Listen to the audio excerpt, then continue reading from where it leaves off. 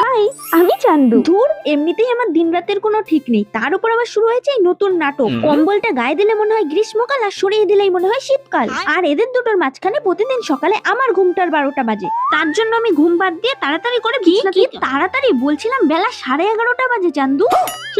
এই মানে আমি কি জানি বলছিলাম। ও হ্যাঁ, চলো তো, আগের দিনই পার্সেল টেস্ট ছিল, এটা ওপেন করে দেখি এর মধ্যে কি আছে। কি বাবা, দেখেছো কেমন টেরা বেকা মাল দিয়ে দিয়েছে। এই না হলে মিশো পুরো মুডটার 12টা বাজিয়ে দিল। জানো তো, কাল রাতে এডিট বাদ দিয়ে শান্তিতে ঘুমিয়েছিলাম, এবার তার ফল তোমাকে পরের দিন ভুগতে হবে নাকি? তাই চলো বেশি কথা না বলে আগে এডিটটা কমপ্লিট করি। উফ, শান্তি। চলো এবার আমার টক মিষ্টি দই মাখাটা রেডি করে ফেলি। এবার একটা সত্যি কথা বলি, এই টক দই, ড্রাই ফ্রুটস আর গুড়ের এই কম্বিনেশনটা পেটে যেমন শান্তি দেয়, তেমন আমার এনার্জিও এক নিমেষে বুস্ট করে দেয়।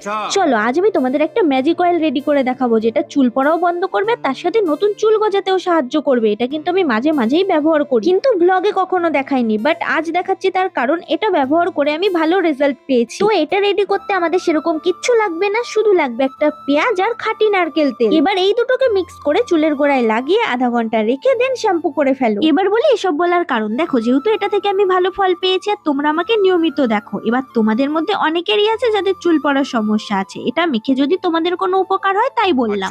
আমি চলো অনেক বাদ বলে ফেলেছি, এবার আমি খাওয়া দাওয়ার দিকে চলে যাই। আর দেখে নি কে কে নাম নিতে বলেছে। অনন্যা, নীলিমা, রূপসা আর সঞ্চিতা। তারপর সন্ধ্যেবেলায় আবার আমাদের বাড়িতে কিছু লোকজন আসে, তার মধ্যে ছিল এই একজন আতপাগলা। ওত্তেরি, আমি ডিরেক্ট পাগল বলবো না, তোমরা নিজেরাই ওর ভাবটা একটু দেখে নাও।